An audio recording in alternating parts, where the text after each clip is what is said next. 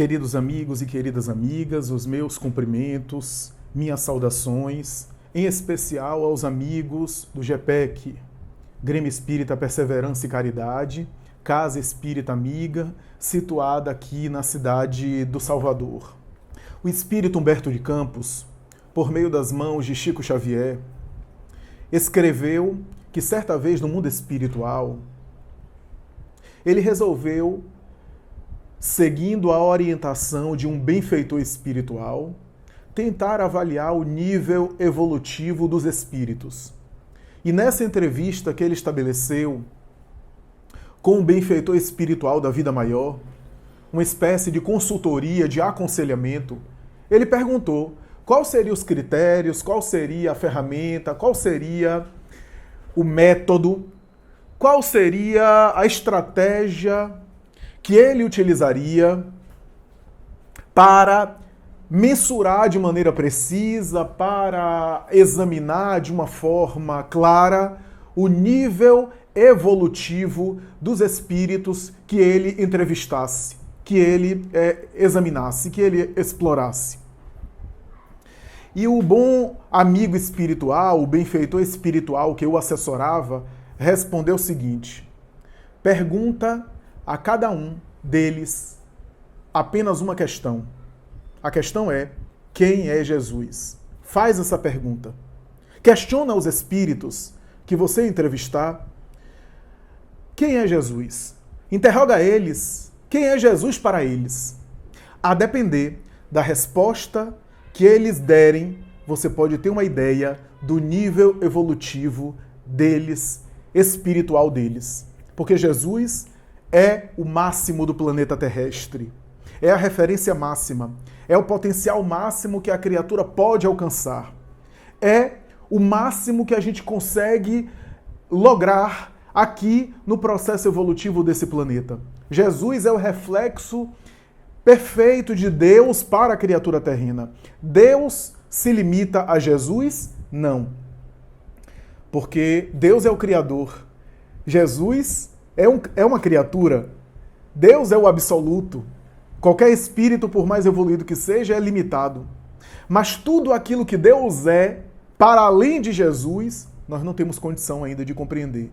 Então, tudo aquilo que a gente compreende de Deus é olhar para Jesus. Por isso, amigo, se você quer utilizar de uma técnica essa capaz de ajudar a você a ter clareza a respeito do nível evolutivo daqueles que você vai entrevistar, pergunta a cada um deles apenas isso. A técnica é interrogar quem é Jesus para cada um deles.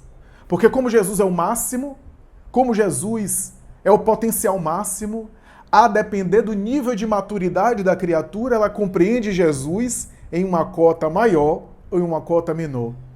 Cada mente, quando avalia, quando estuda, quando procura entender o pensamento de Jesus e a figura de Jesus, o conceito que cada um consegue abraçar é aquilo que cada um já tem condição de abraçar. É aquilo que cada mente, graças à sua maturidade, já consegue assimilar de Jesus, que transcende as nossas mentes. E transcende as nossas mentes porque a sua mente está acima das nossas mentes. O psiquismo dele é maior. E por isso que Jesus é fascinante. Porque cada estudioso, cada pensador, cada intelectual que teve a coragem de estudar a respeito da sua vida, de alguma forma revelou algum aspecto da sua existência, mas ao mesmo tempo, de alguma forma, também projetou o seu nível evolutivo em Jesus. E às vezes, porque a gente não consegue ainda compreendê-lo totalmente, abraçá-lo totalmente, a gente projeta em Jesus conteúdos e paixões que são nossas. Refletem em Jesus aquilo que nós carregamos. Porque como Jesus, repito, é esse potencial máximo, essa referência maior, cada criatura consegue assimilar uma cota daquilo que representa Jesus.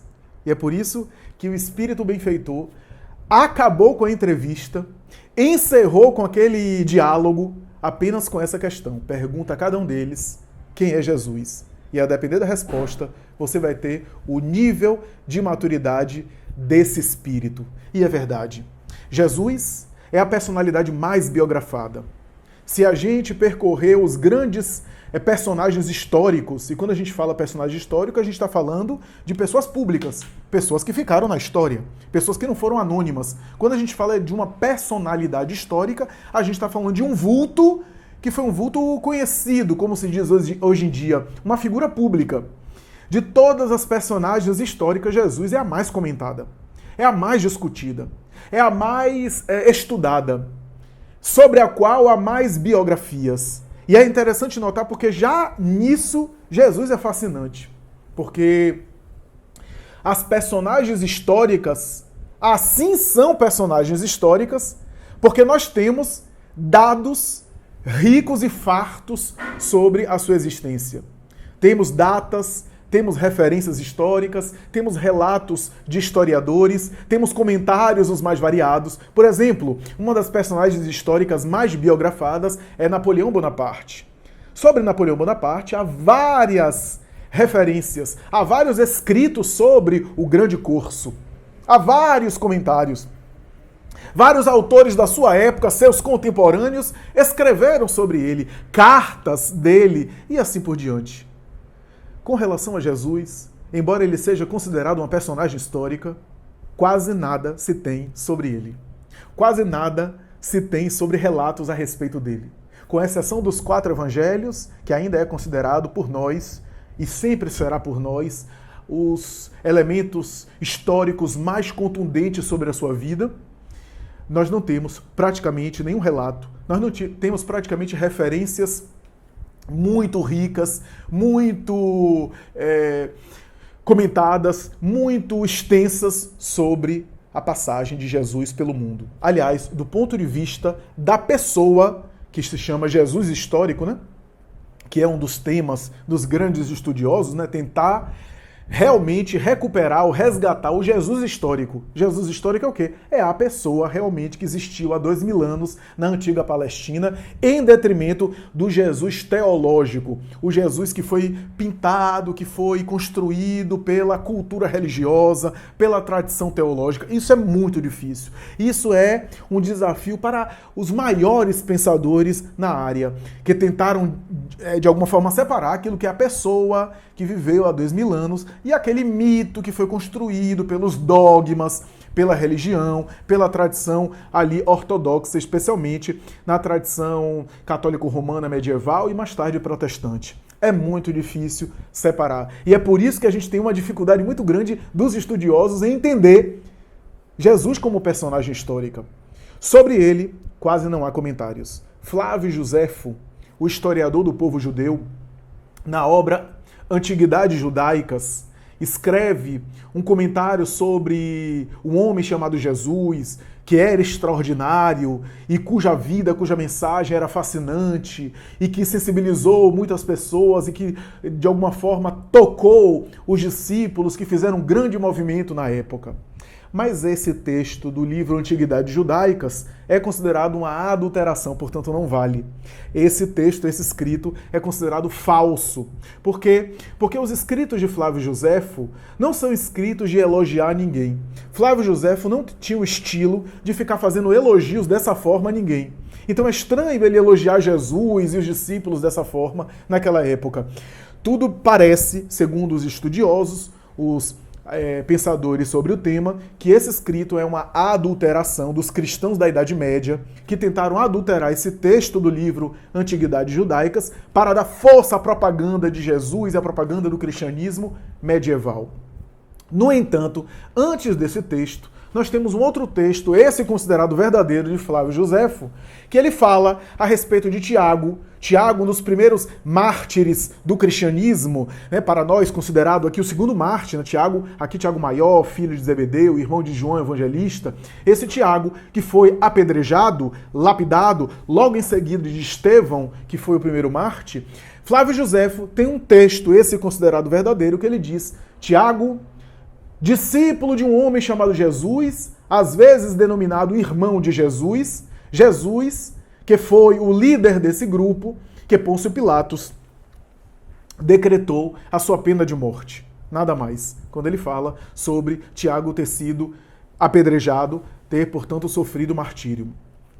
Mais tarde, Plínio, o jovem, em uma carta a Trajano, o imperador de Roma, vai falar sobre os cristãos primitivos que se reuniam, que oravam nas catacumbas, nos cemitérios, e que falavam a respeito de um homem chamado Jesus que morreu entre dois ladrões. Também nada mais. Nenhum comentário, nenhuma referência, uma citação rápida, à semelhança da primeira. Tácito, já no segundo século da nossa era, nos seus anais históricos, escreve que Nero, no ano 64, quando tocou fogo em Roma, colocou a culpa nos cristãos, e os cristãos passaram a ser perseguidos. E essa referência de Tácito, também muito rápida, ele fala que os cristãos eram um grupo de pessoas que seguiam um homem chamado Jesus o Cristo. Nada mais também. Há também uma carta considerada por alguns apócrifa e não verdadeira, e há uma discussão, um debate muito grande. Essa carta não é muito aceita nos meios acadêmicos. Carta do senador Públio Lentulus, que escreve a Tibério César a respeito de Jesus, dizendo que ele tinha uma beleza incomparável e que sua mãe também era de uma beleza da mesma natureza, que era, e descreve a fisionomia dele, que tinha os olhos melancólicos de compaixão, que quase sempre era visto chorando e quase nunca era visto sorrindo, e que era de um magnetismo e de uma presença especial. Mas esse texto também não vale do ponto de vista histórico. Em 1946, na região do Oriente Médio, especialmente em Qumran, foram achados os famosos manuscritos do Mar Morto. Esses manuscritos que demoraram muito tempo para serem traduzidos, alguns inclusive ainda estão sendo traduzidos, porque são manuscritos muito desgastados ao longo do tempo, em um idioma muito antigo, no hebraico, no aramaico da época. E ali há uma menção a Yahshua ben Yosef, Jesus, filho de José. E há uma referência ali muito esparsa também, mas essa é uma documentação considerada uma documentação forte para apontar acerca da existência e da presença realmente de alguém chamado Jesus, Jesus de Nazaré, Jesus filho de José, na sua época. Então isso é, de alguma forma, o que a gente tem. Mas a grande verdade é que é nos evangelhos que a gente vai encontrar o material farto para a gente entender Jesus. Porque depois disso, por incrível que pareça, alguém que não é comentado pelos historiadores, alguém cujas referências são muito poucas, alguém cujos historiadores da sua época fazem absoluto silêncio, um silêncio que eu costumo dizer que é comprometedor, um silêncio constrangedor, porque sobre Tibério César, sobre Otávio, imperador de Roma, sobre Júlio César um pouco antes, sobre Cleópatra, rainha do Egito e tantos outros, os historiadores da época comentaram muito. Há muitos escritos sobre personagens daquela época, um pouco antes ou um pouco depois, ou na mesma época de Jesus, há escritos e relatos detalhados, mas sobre Jesus há um silêncio. Praticamente não foi notado.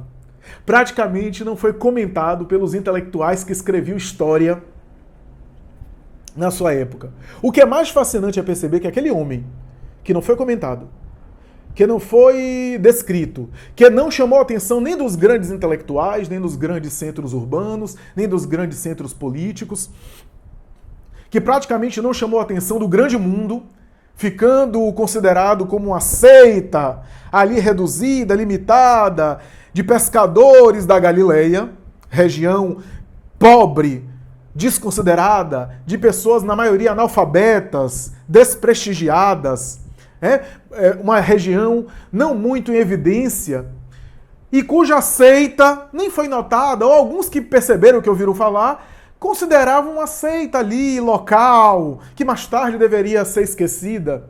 O mais impressionante é isso.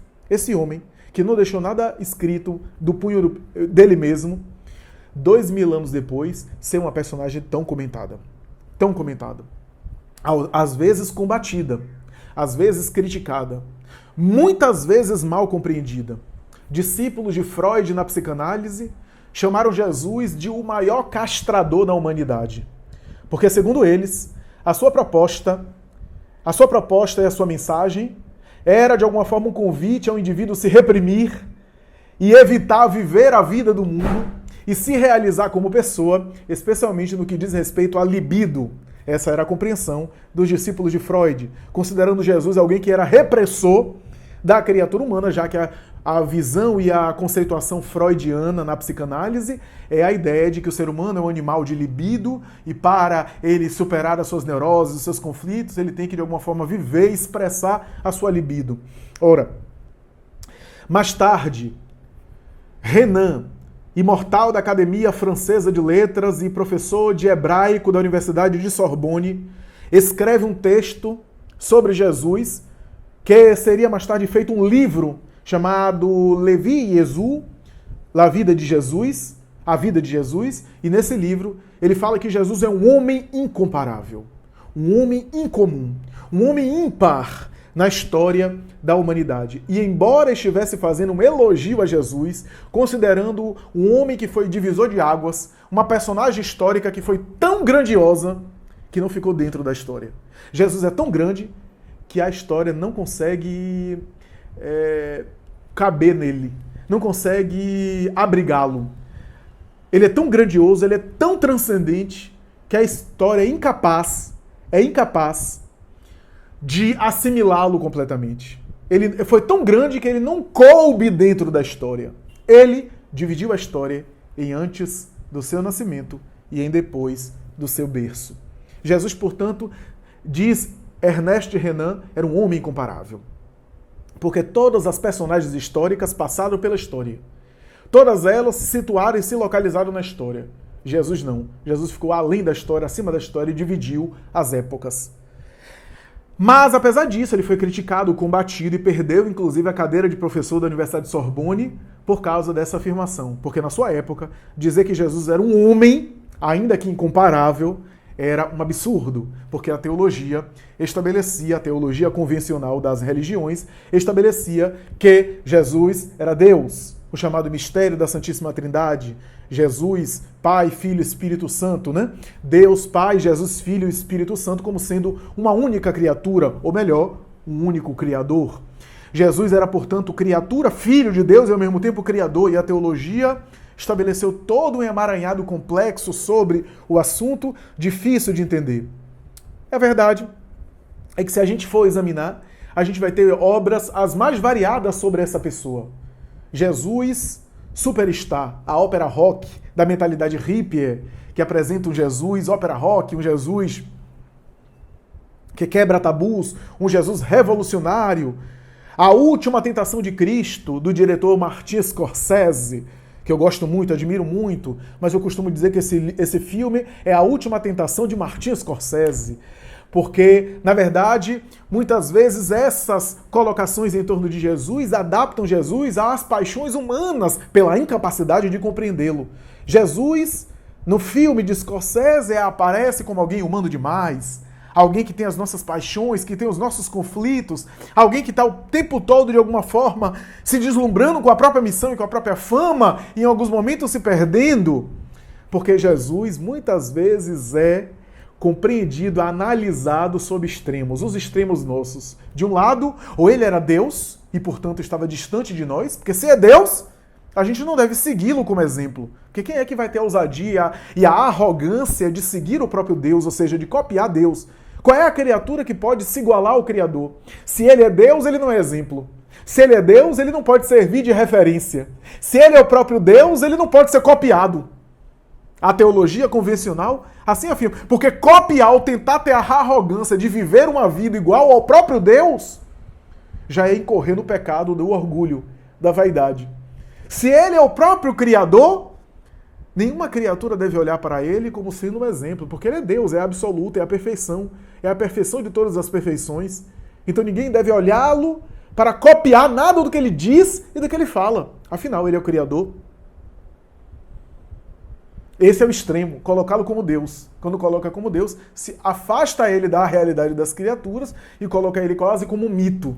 Um mito a ser apenas adorado, idolatrado e louvado. Esse é o erro, com todo respeito, que as tradições religiosas convencionais caíram em torno da figura de Jesus. Por outro lado, outros extremos, que é colocar Jesus humano demais. Não que Jesus não tivesse a sua humanidade, mas alguém que tinha paixões, que tinha conflitos, que teve medo no momento final da cruz, tese, aliás, já superada. Os teólogos da Bíblia de Jerusalém foi talvez um dos primeiros grupos que percebeu, nos estudos dele, que aquele momento final, Deus meu, por que me abandonaste? Eli, Eli, lama sabachthani, não era, na verdade, um medo de morrer, um momento em que ele fraquejou, como se diz popularmente, um momento que ele teve medo, um momento que ele se sentiu desamparado.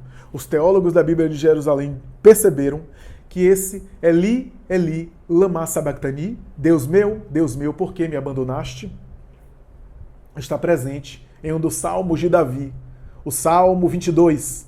Salmo esse que a tradição dizia que o Messias deveria cantar.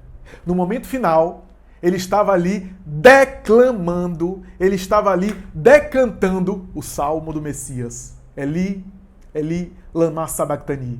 O salmo todo extenso é muito bonito, começa assim e acaba de maneira impressionante. Era uma forma ali de se referir ao Criador e de alguma forma cantar o Salmo de Davi. Ele estava cantando, depois de tudo que ele passou, depois de todas as experiências. Ora, figuras não tão grandiosas como ele passaram pelo martírio de maneira heróica. Se a gente olhar Giordano Bruno, se a gente olhar Joana d'Arc, se a gente olhar os grandes mártires como Jan Hus e tantos outros que arderam na fogueira da Inquisição, tranquilos, heróicos, e com todo respeito eles estão muito distantes da figura de Jesus, não podemos, aliás, achar que Jesus estava com medo, fraquejou.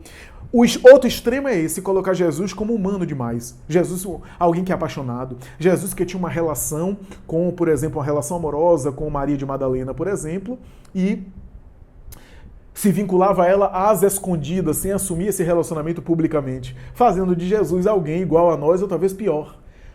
Que é, aliás, a tese de alguns até hoje. Tese de Dan Brown, o famoso escritor romancista, que ele próprio admitiu que se tratava de um romance de ficção e não de um texto com veracidade histórica, e muita gente acredita até hoje nessa ideia, o Código de Da Vinci, que na verdade Jesus tinha um relacionamento amoroso com Maria de Madalena. Nada contra se ter um relacionamento amoroso, nada contra. Não era equivocado, não era um erro.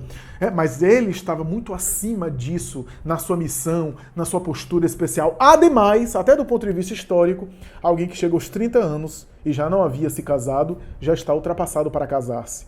Na época da tradição judaica, o menino e a menina com 12, 13 anos, como era o caso dele quando fez 13 anos, ou 12, 13 anos, foi para o templo para se apresentar aos doutores da lei, já era considerado adulto e a partir dali podia casar-se. Com 30 anos, a expectativa de vida era muito menor que a nossa, já não se podia casar ou já não se recomendava casar. O indivíduo ia se dedicar a Deus ou à família. Então, é, portanto, algo que chama a atenção.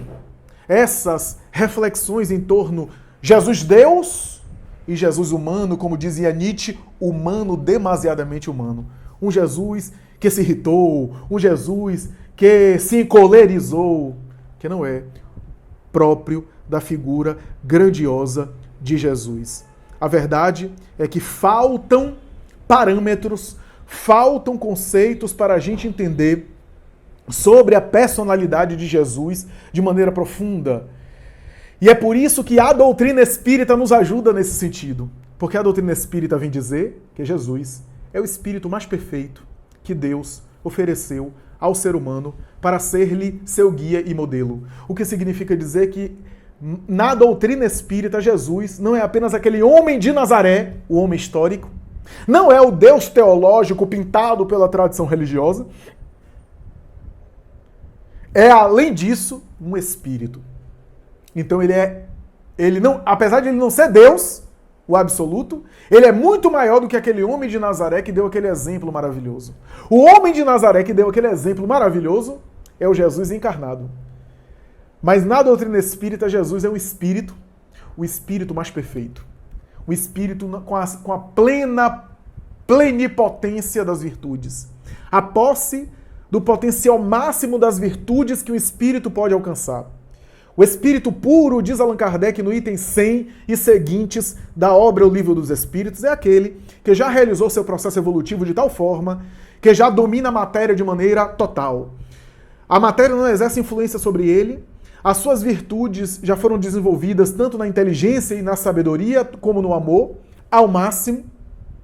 Ele já goza da plena comunhão e identificação com Deus, ou seja, enquanto os espíritos como nós, para contactarmos com Deus na prece, na oração, na meditação, a gente, ao se dirigir a Deus, a gente tem intermediários de Deus, que são os seres desencarnados, que interagem conosco, que confabula conosco, que intercambia psiquicamente conosco, que são os intermediários de Deus conosco em relação a nós, porque a gente não tem acesso direto a Deus.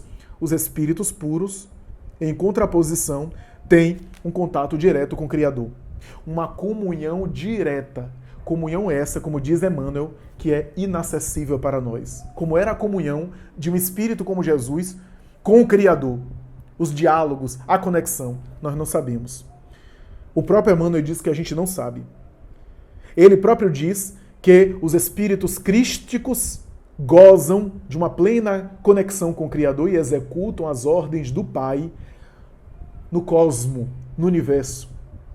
Para o Espiritismo, Jesus não é apenas aquele homem de Nazaré, mas é um espírito com a plena potência das suas virtudes, que manifestou um exemplo maravilhoso no mundo. Mas é além daquilo. Claro, se você pensar em você, você vai concordar que você é muito mais do que aquilo que você expressa hoje na encarnação. Não é isso que a gente aprende na doutrina espírita?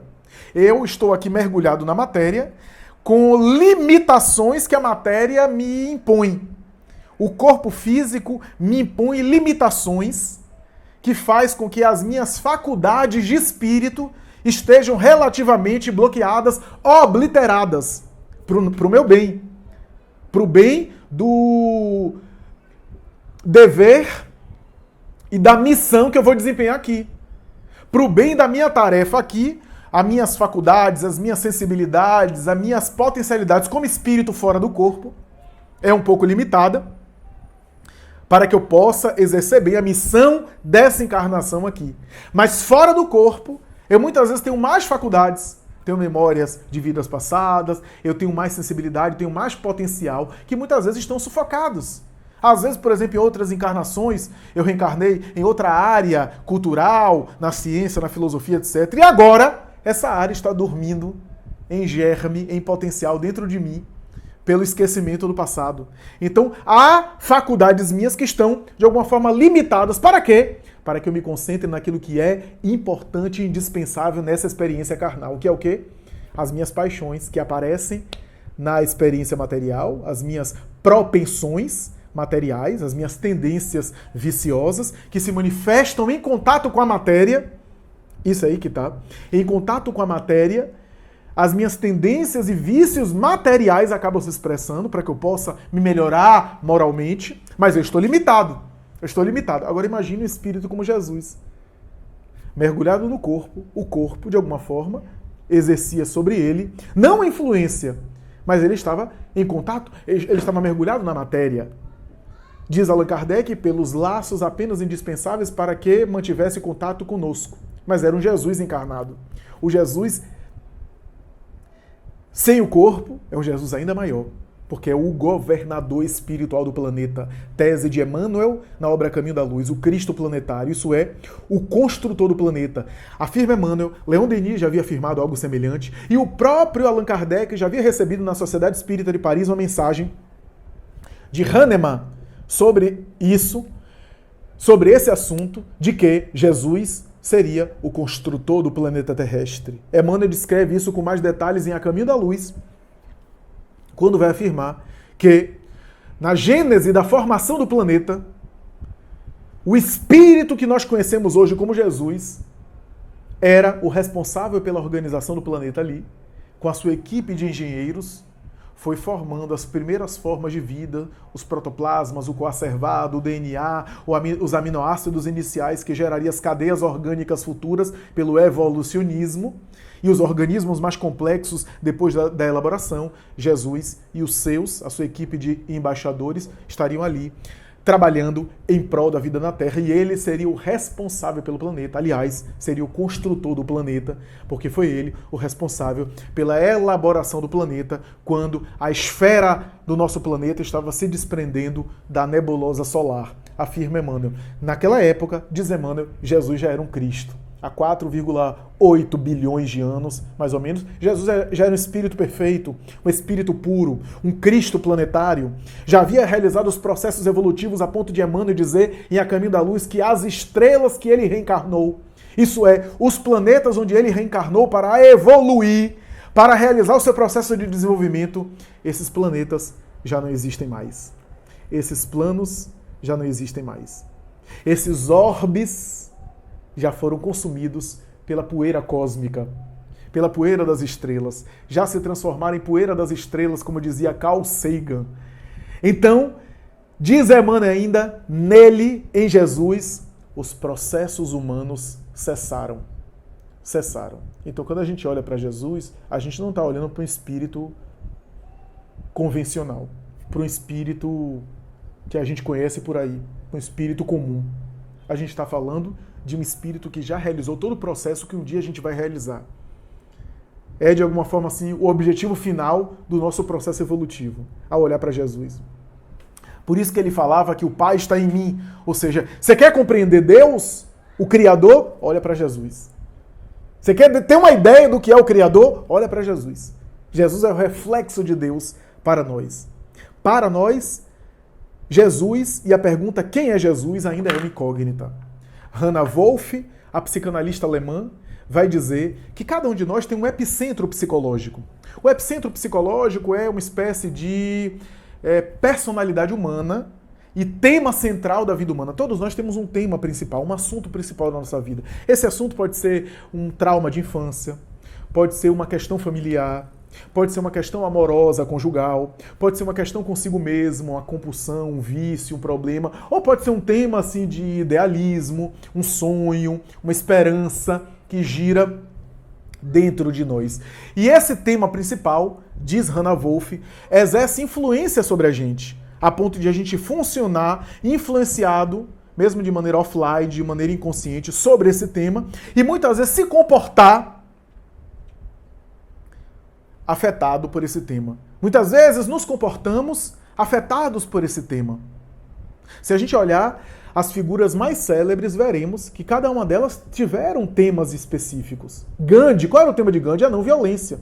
Inclusive era um tema da sua própria vida, porque ele reconhecia, jovem, um temperamento bastante impulsivo, bastante forte, e ele tinha um esforço muito grande para controlar os seus impulsos, a ponto de depois esse tema ser um tema tão forte na sua vida que é se transformar na filosofia de vida dele, para que ele pudesse influenciar aí as pessoas na não violência. Primeiro ele se pacificou, se controlou, para depois pacificar aqueles que estavam ao seu redor. Né? Se a gente olhar a vida de Madre Teresa de Calcutá, veremos que o tema dela já é outro. O tema dela é a exclusão social, os necessitados materiais, os pobres, os excluídos, os mais miseráveis de todos, é que ela, de alguma forma, ia ao encontro dele. Aquilo sensibilizava ela. E antes de ser o que foi, ela foi uma professora de inglês e de geografia para meninas da classe média em instituições religiosas na Índia. Ela era albanesa, mas ensinava, lecionava na Índia. Então, essa era uma tarefa, mas o tema que vibrava dentro dela era um tema da exclusão social, das ruas, da miséria. Se a gente for olhar, por exemplo, Martin Luther King Jr., já é outro tema. O tema de Martin Luther King era um tema da pregação, dos grandes discursos, de falar de Jesus de uma maneira sensibilizada e de alguma forma aí sensibilizar as pessoas para a superação dos preconceitos, inclusive os preconceitos étnicos, que ele abordou muito, através da mensagem religiosa. É outro. Se a gente olhar Sócrates e Platão, já é outro tema. Educação moral, cultivo das virtudes, interiorização. Hannah Wolff vai dizer que sobre Jesus é difícil definir qual é o epicentro dele. Nós não conseguimos. Não dá. Não dá para dizer qual é o tema. Qual é o tema da vida de Jesus? Qual é o epicentro dele? Não dá. Porque nele abarca a totalidade psíquica, diz Hannah Wolff. Nele estamos aí o psiquismo, a personalidade integral, a totalidade psíquica do sujeito. Ali está o potencial daquilo que Jung chamava de self. O self é a totalidade do psiquismo. Consciente e inconsciente é o self. Hannah Wolff vai dizer que Jesus é o símbolo desse self. Jesus é a pessoa que melhor representa esse self, porque o self é um símbolo, né? É uma abstração, é uma ideia que a gente faz da totalidade psíquica. Mas Hannah Wolff vai dizer, você quer olhar para alguém para entender esse self? Olha para Jesus, que ali estamos, ali o espelho do self. E a gente tem uma ideia do que é o self. Porque, diz Hannah Wolff, ele sempre trabalhava com integração dos contrários, integração das polaridades, que é o tema básico da psicologia junguiana. Se nós olharmos o Evangelho, os evangelhos, os 4 evangelhos, veremos que os 4 evangelhos tentam responder essa pergunta: quem é Jesus? Quem é Jesus? Cada um dos evangelhos dá uma resposta, o que é especial. Do ponto de vista histórico, os evangelhos são especiais porque cada evangelista fala de Jesus de uma forma, em alguns momentos até de maneira diferente. O que é ótimo, historicamente é ótimo. Por quê? Porque se fosse 4 livros iguais, um seria cópia do outro. E seria motivo de suspeita histórica. Mas como são 4 livros, cada um falando sobre ele, e às vezes tendo visões diferentes dele, isso dá um caráter de verdade, de autenticidade histórica. E mais autenticidade histórica quando a gente vê o Evangelho de Marcos, por exemplo, que é o relato de Simão Pedro, falando da negação de Pedro. Como é que Marcos sabia que Pedro negou Jesus? Só Pedro estava na hora quando negou. É um relato, é uma confissão. Somente uma pessoa autêntica vai confessar o seu próprio equívoco, a sua maior queda. João, no evangelho dele, fala que no momento ali máximo da cruz, da prisão de Jesus, ele teve medo e pensou em fugir. Somente uma pessoa verdadeira. E João escreveu o evangelho dele octogenário ou até nonagenário. Possivelmente nonagenário. Alguém com 90 anos, no final da vida, escreveu o evangelho e confessar que no momento clímax da prisão de Jesus ele teve medo e pensou em fugir, é alguém muito verdadeiro, é alguém muito legítimo, né? Para confessar os seus próprios equívocos, para confessar a sua fragilidade. Isso dá um caráter de verdade histórica. 4 evangelhos, cada um respondendo a pergunta: quem é Jesus? No evangelho de Mateus, quem é Jesus? No Evangelho de Mateus, Jesus é o Messias, porque Mateus é um judeu escrevendo para os irmãos judeus, falando do Messias. Daí, o texto de Mateus é um texto que é sempre olhado de maneira suspeita, porque alguns estudiosos desconfiam que Mateus tentava forçar a barra e arranjar algumas coisas para alinhar Jesus aos antigos profetas e à tradição do Messias. Então, por exemplo, o Messias deveria nascer da casa de Davi, portanto, da linhagem de Judá, da tribo de Davi, portanto, tribo de Israel, e deveria ser descendente de Davi, portanto, nascido em Belém, que era a cidade de Davi, portanto, ser judeu. Belém era da Judeia. E embora ele fosse criado na Galileia, embora ele fosse ali de Nazaré, região da Galileia, embora eles fossem filhos ali, possivelmente, de nazarenos ou de galileus, ele, segundo o texto de Mateus, nasceu em Belém. Mas não apenas isso.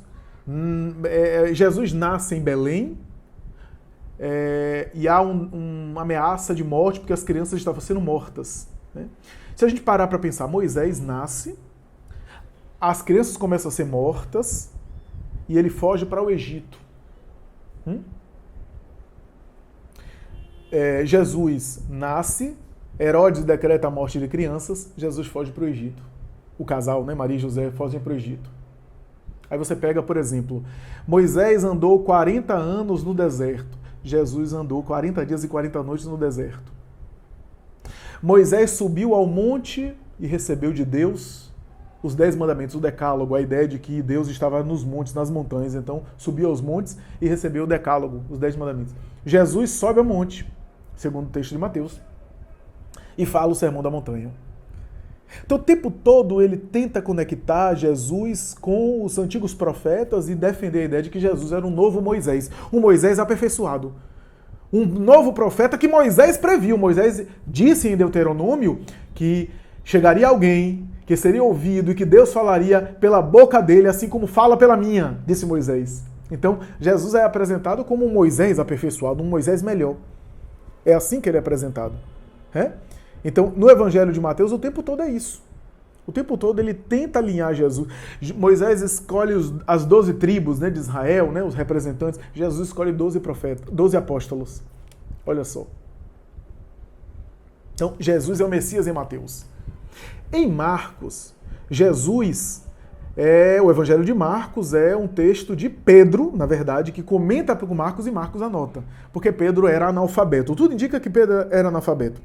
Então, o Evangelho de Marcos é Pedro falando a Marcos e Marcos escrevendo. Pedro é um pescador, um trabalhador braçal.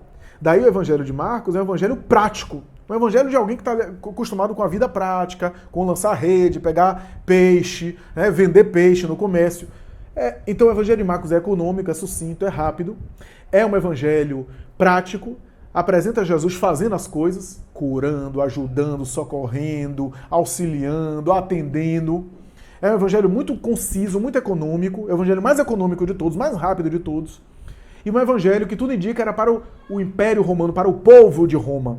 E o povo de Roma não estava interessado muito em questões filosóficas profundas, teológicas, estavam mergulhados na cultura do politeísmo, do panteão dos deuses, o panteão mágico. Então, a cultura romana era uma cultura ali interessada em fenômenos, em ações, em atitudes. Jesus aparece assim, fazendo, no Evangelho de Marcos. Era o ativista. Em Lucas, o Evangelho de Lucas é um evangelho que é uma narrativa especialmente de Maria de Nazaré. Há outras, Maria Madalena, Joana de Cusa, etc. Mas, sobretudo, Maria de Nazaré é que narra a Lucas, a gente sabe disso por causa da obra Paulo e Estevão, Psicografia do Espírito Emmanuel, por Chico Xavier. Quando Paulo está preso em Roma para morrer, Paulo chega a Lucas e diz: escreve tu um evangelho. Se eu tivesse tempo, eu escreveria, mas eu não tenho tempo, eu acho que eu vou morrer, não saio mais dessa prisão. Vai até Éfeso, na igreja de Éfeso, onde João Evangelista está lá, porque Maria de Nazaré mora e é cuidada por João Evangelista. Vai até lá, entrevista a mãe de Jesus e faz o evangelho baseado nas suas narrativas, nas suas memórias. Ouve, escuta a mãe de Jesus. Ele vai, Lucas vai, quando chega lá, encontra a mãe de Jesus, Maria de Nazaré, Maria de Madalena já está lá também, e ele ouve as duas, e colhe outros depoimentos, e também escreve coisas que ele viveu com o apóstolo Paulo, baseado nas suas experiências com Paulo. Então o Evangelho de Lucas é fundamentado essencialmente nisso. Ora, é a mãe de Jesus especialmente falando. Então quem é Jesus no Evangelho de Lucas? É o homem, é o ser humano.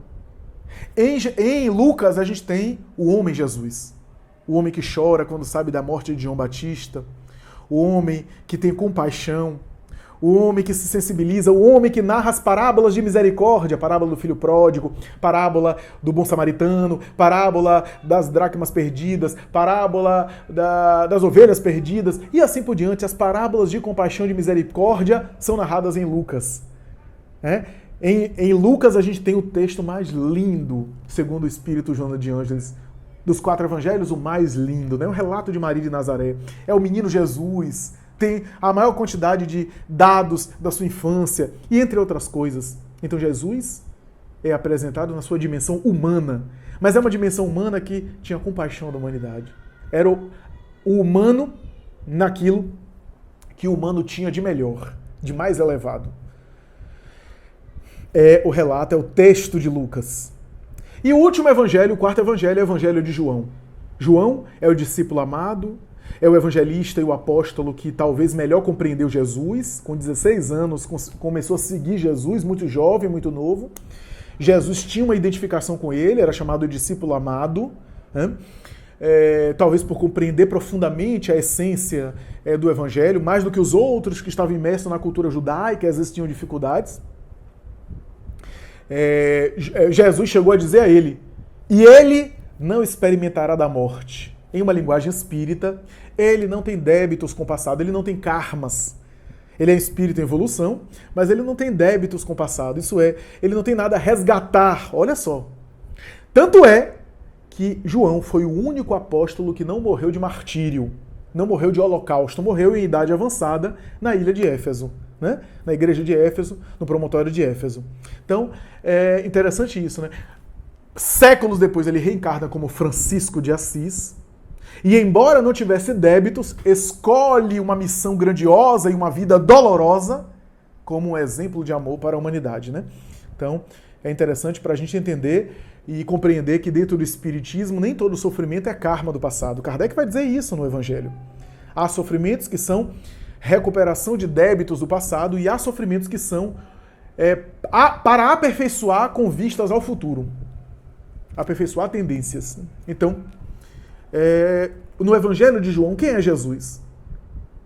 No Evangelho de João, João era um médium, entrou em transe, teve a visão do Apocalipse, né? Escreve uma linguagem, como diz Emmanuel, a linguagem de João é totalmente espiritual, já não tem letra, é uma linguagem espiritual. Né? No Evangelho de João, Jesus tem os grandes discursos com os discípulos. No Evangelho de João, há coisas muito profundas ali que ele diz, né? Diálogos muito profundos, né? Diálogo com a samaritana, diálogo com Nicodemos, diálogo com a mulher adúltera, os grandes diálogos na Santa Ceia, na Última Ceia, a promessa do Consolador é no Evangelho de João.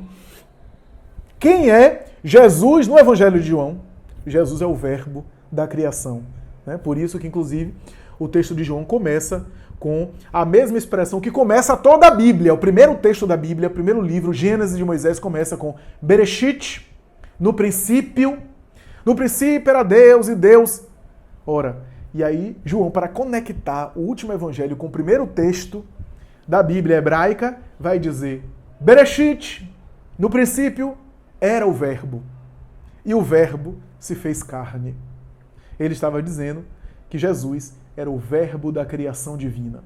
É o que Emmanuel diz, que Jesus que está por detrás do processo do planeta Terra. Ele dirige o processo evolutivo planetário.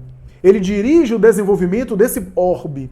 Por isso que os espíritos disseram que Jesus é o guia e modelo. Portanto, amigos, Jesus é o máximo do planeta Terra, mas é também aquilo que a gente pode alcançar, aquilo que a gente pode compreender.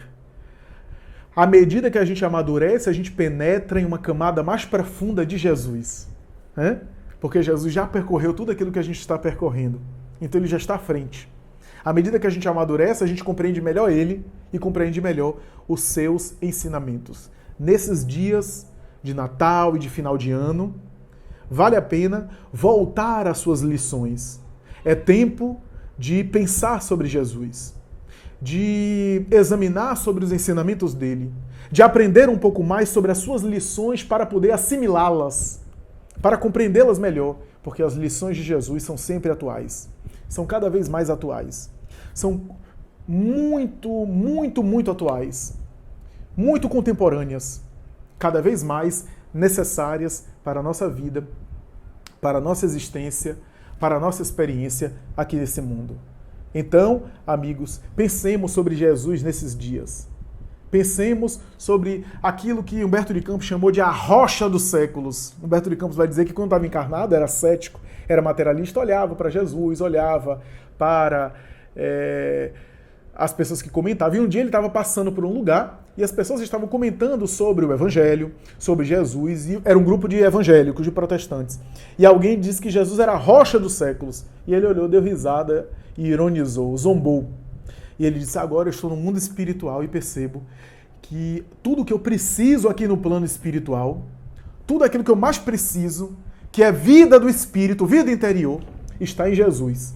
E hoje, somente hoje, eu compreendo aquela rocha dos séculos, porque a minha zombaria, o meu ridículo, não fez ele passar. E ele continua tão rochoso, tão íntegro e tão imperturbável como quando eu zombava dele. Rocha dos séculos. Portanto, voltarmos para Jesus. Porque Jesus é esse convite ao amor. Jesus é o convite ao amor verdadeiro. a humildade legítima, a solidariedade sem jaça, a oportunidade de melhorarmos mais a nossa existência. Precisamos muito de Jesus nesses períodos, nesse período de calamidades, nesse período de pandemia, nesse período de limitações de toda sorte, nesse período de mortes, de conflitos, de desajustes, de atritos, mas todos necessários. Necessários para o nosso burilamento interior, para o nosso aprimoramento, para o nosso engrandecimento como espírito imortais. O amor em Jesus não é do corpo, é do espírito. E se for necessário o desgaste do corpo para o brilho do espírito, que assim o seja. Que assim se faça a vontade do Pai que está nos céus. Leiamos, portanto, Jesus. Meditemos sobre Jesus. Convenhamos, há mensagem mais bonita do que aquela que se encontra no Evangelho? E aquilo pode nos renovar, especialmente nesses dias. Nesses dias, a mensagem de Jesus está cada vez mais forte. Como ele previu, tudo passaria, menos a minha mensagem de vida eterna. Ele disse algo assim. Então meditemos em alguma lição dele, em alguma proposição dele. Eu sou o caminho, eu sou a verdade, eu sou a vida. Ninguém vai ao Pai senão por mim. Até na cruz ele estava de braços abertos, como se dissesse que acolhia toda a humanidade. Na horizontal e na vertical, como a ponte que liga a terra com o céu. Como diz Joana de Ângeles, ele nunca foi da terra. E enquanto esteve na terra, nunca era totalmente do céu. Era sempre a ponte. Em cima do jumento, quando entra em Jerusalém, ele não está com os pés no chão. E as pessoas que jogam os ramalhetes de flores, as pedras preciosas, que jogam as homenagens para ele. E ele de cabeça baixa. Porque não aceitava as homenagens humanas. Porque aquelas mesmas pessoas que aplaudiram ele e que homenagearam, 3 dias depois, vão pedir a sua crucificação. O ser humano é assim. As pessoas são assim.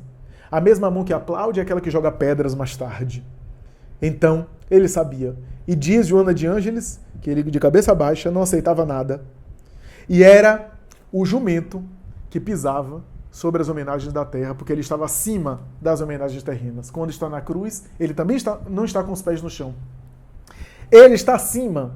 E Emmanuel lembra o seguinte, que toda espada, especialmente as espadas daquela época, se você pega uma espada, você vê que essa espada, que a espada, que o instrumento, a arma, é um metal em forma de cruz.